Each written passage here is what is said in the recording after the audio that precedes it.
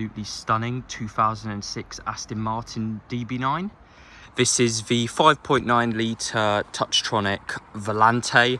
So yeah, very rare option to have these in manual, but most of them were the Touchtronic 2 gearbox. And yeah, being the Volante, it's a slightly more desirable, more expensive version of a car, with a black soft top, this one having.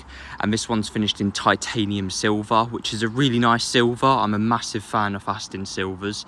I think it's sort of the only colour Aston should be in, but other colours are out there with exception. And yeah, you had a choice of, I think, tungsten and meteorite or mercury silver, but yeah, I think this one's really nice. This one's got optional bright veined front grille, or bright finish front grille.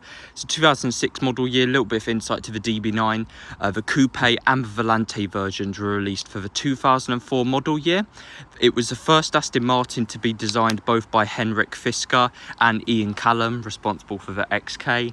And yeah, it's just an absolutely stunning car. It was an introduction into Aston Martin's vertical horizontal architecture, which basically comprised of an aluminium body with stainless tubular chassis. So basically everything's composite and tubular, so very lightweight and high strength and rigidity. And yeah, you got HID headlamps standard on the DB9, which were high intensity discharge xenon headlamps, which are really nice, and along with these standard 10-spoke alloys, which I personally think are better than the multi-spoke ones. A lot of them have other alloys, which I don't think are as nice, but yeah, this one's got the 10-spoke silver painted alloys, along with 355mm front and 330mm slotted and ventilated discs. You've also got the sort of titanium or dark grey painted brake calipers. This was just an option. It was called painted brake calipers, and yeah, effectively they're just sort of grey. And yeah, this one's just absolutely stunning. Just look at the interior. It is really nice. This one's got 2 owners, full service history with mainly Aston, and when I mean full history, it literally has 19 stamps in the book, and it was recently serviced by Aston this year with a clean bill of health. And yeah, it's just absolutely gorgeous. This one's just covered 35,000 miles. And yeah, obviously Aston was owned by Ford, and Ford sort of hence Volvo. You had a reversing camera as well, which was retrofitted. The previous owner I've just bought this from has a front and rear parking camera fitted, along with a revised screen in the middle, which has Apple CarPlay. It's basically an aftermarket retrofit a screen with Apple CarPlay and Android Auto. Frankly, the nav these cars came was with the Volvo nav, and yeah, you've got the disc here. Really crappy system by modern standards. It was 2D, and on top of that, it was outdated, so you won't be able to get any more discs or anything to support the navigation, and you end up probably going down the wrong roads. But yeah, you've also got a battery disconnect terminal here and a 12-volt socket in the boot, as well as the fuse box which lies here, which what I've done is actually taken out fuse 22, which I normally do when I buy an Aston, and this fully jams the sports exhaust open. Yeah, so you get a valved system standard with bypass valves, and yeah, you've got a holder there for an umbrella, and obviously the lovely twin exhaust pipes with the nice sort of crescent or semicircle number plate, which these classic Astons have came with. So yeah, you've got very funny Ford style key, literally just with an Aston logo on it. It's literally a Ford Focus on Mondeo key, and a Volvo key fob as well with all your buttons, which is even more funnier because what they did is effectively wrapped the backing of this in leather. Underneath this, if you rip this leather off, is literally a Volvo logo stamped into the plastic, which is just absolutely hilarious. Aston thought of doing that. But yeah, this one has a load of keys. It's got not only one, not two, but 3 keys, 2 with fobs, and then 1 with just sort of normal key, which you can even stick in the door. So yeah, very meticulously owned and well cared for. It's also got the lovely door handles as well, which pop open with the swan doors, which are also like weighted, and they, you know, got special hinges so they sort of stay in place. which is really cool. This one has the iron ore red leather, or the iron ore interior, which is a really dark red. It's sort of like a burgundy, yeah, or just a really dark Cabernet interior. A lot nicer than the other reds, which are really bright. Personally, I like black, but I think this red is really nice actually. It really complements the silver. And you've got the walnut wood interior waterfall fascia as well, the later cars, I remember they came with, if you did have wood, it would come up here, which doesn't, you know, look as nice obviously, but this one's fully leather wrapped. And this one also has the upgraded Linn audio system. So what you got standard was the 128 audio system, you had the 260 watts and the 950 watt, which was most expensive. This one has the upgraded 260 watt Linn audio system with Limbik 5.1, which was, I think, sort of a surround sound system. This is a £1,500 option back in the day, so obviously not cheap. And yeah, you've got a 2+2 layout, along with an optional wind deflector, which this car was optioned with from factory, which is actually just there. And yeah, I'll just cut that in. And yeah, you've also got the very classic style Aston Martin fly-off handbrake, which you pull up and press the button to disengage, and then pull it back up to engage it, and then you can put it back down. So you pull it all the way up, press the button, disengaged, tap it, and then it's back up. Yeah, really nice. And you've got these sort of stainless steel looking tread plates as well with the DB9 logo, hand built in England, along with these lovely pedals with the driver's kick plate, also metal with rubber studs, which is quite nice. But yeah, just absolutely lovely. Like I said, these came with a Touchtronic 2 or the manual. The Touchtronic 1 was first introduced on the 1999 DB7. That was a ZF5. The Touchtronic 2, which this car has, is a ZF6, which is really nice and quite engaging. And the very late Vanquishes came with a Touchtronic 3, and the late to the date now cars come with the ZF8, which is the Touchtronic 3 effectively. To start up the car, you just turn the key once, twice, ignition, and 3, all electronics and ignition come on. Put your foot on the brake and just hold down the button. Sounds really nice. Again, with the swan doors, Volvo switchgear everywhere, which, to be honest, I wouldn't call it a negative with the key and the switchgear. Volvo parts are quite high quality. You've got electric folding mirrors, windows as well, and like I said, the audio system in the middle here, which has the Limbik logo there, 260 watt. That's straight away how you know. And there we go, my Apple CarPlay is just connected. And yep.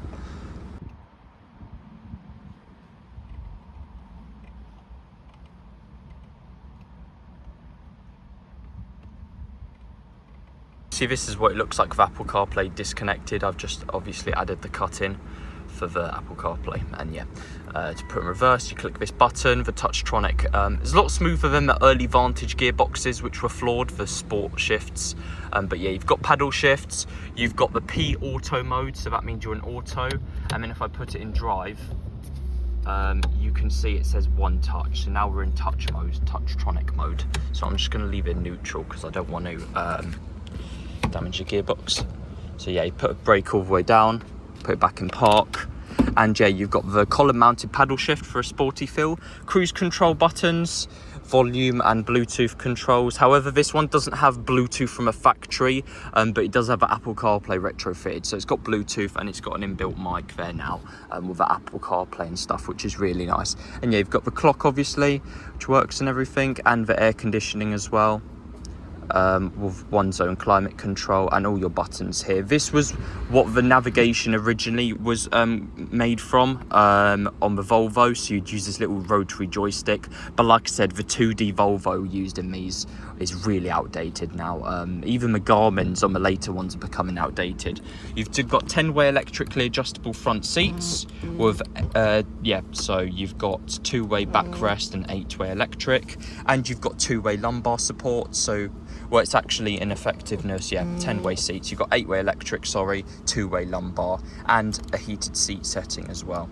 You've got heated rear window as well, sports mode as well, which sort of tightens up the gear shifts, and the parking mode, which yeah, I don't think is really connected anymore, but the parking sensors do work when you put in reverse. It comes up all on the screen basically.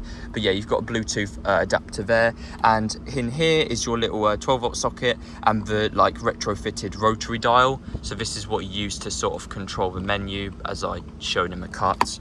But yeah, you've got some USB as well to charge your phone, which is nice. And yeah, the subwoofer as well, along with the dash speakers and the yeah, sort of woofer there. You've got Alcantara or suede headlining on the Volante as well, but mainly the roof sort of compartment is just fabric. But yeah, really nice. Goes up relatively quickly. Obviously it does have to go inside the boot.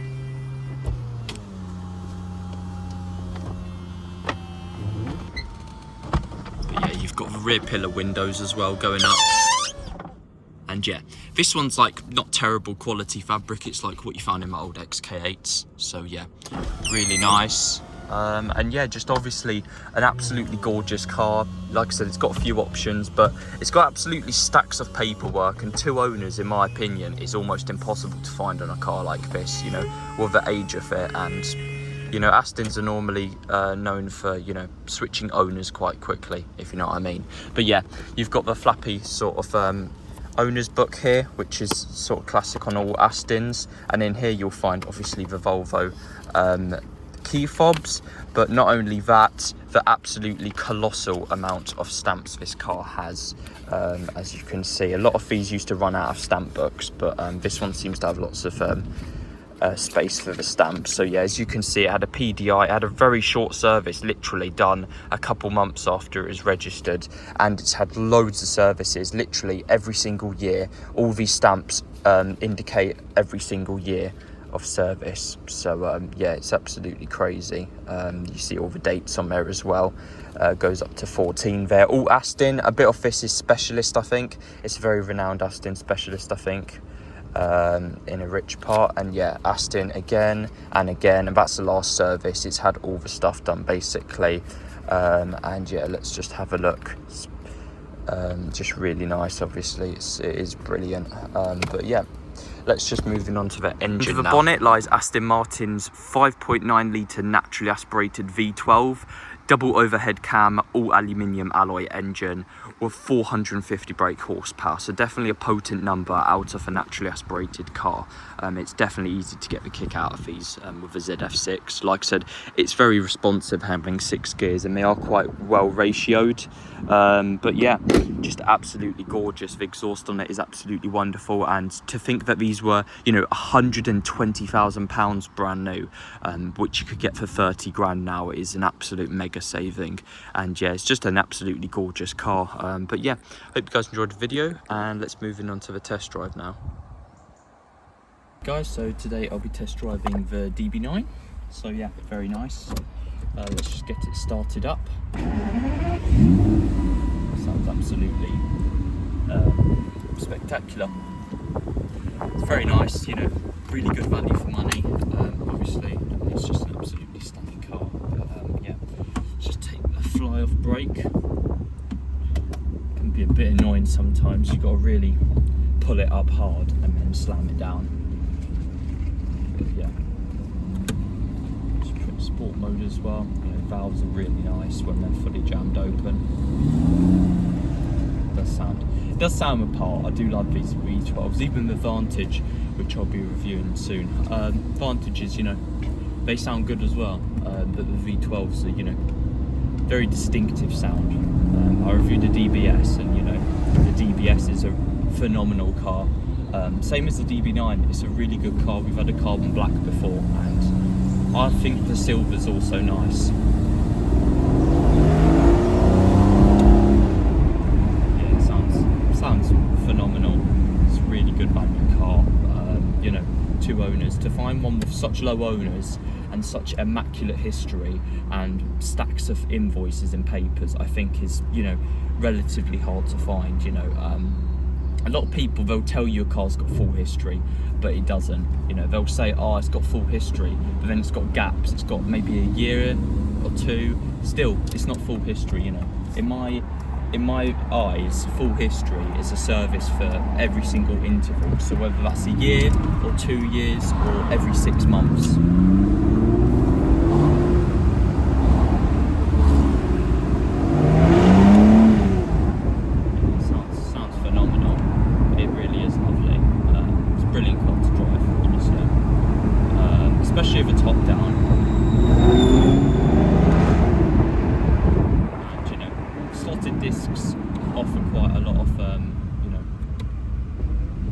good ride.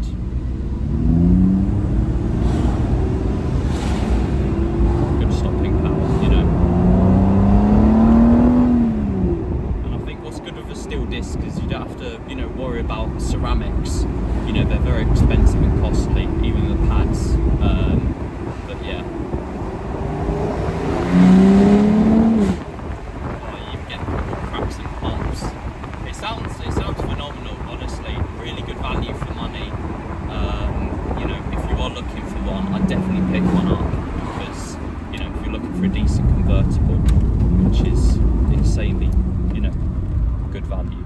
But yeah, just carry on with the test drive shortly to give it a bit of a poke and see what it's all about.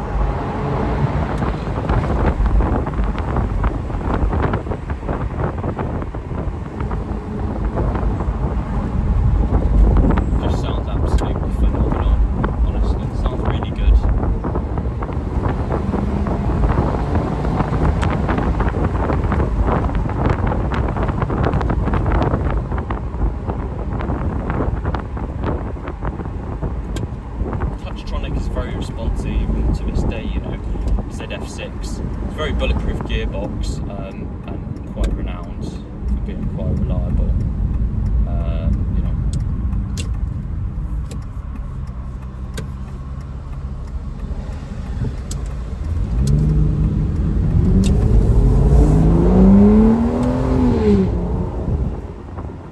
Yeah, it just sounds really good. Honestly, it's a lovely car. I'd probably have one, to be honest. I'm more of like a muscly V8 kind of person, but it's definitely a brilliant car, nevertheless. It is obviously showing its age a bit and it's quite old, but I think the look of it is pretty timeless, and you know, for what it can offer, it's an exceptional car. But yeah, hope you guys enjoyed the test drive, and I'll see you in the next one.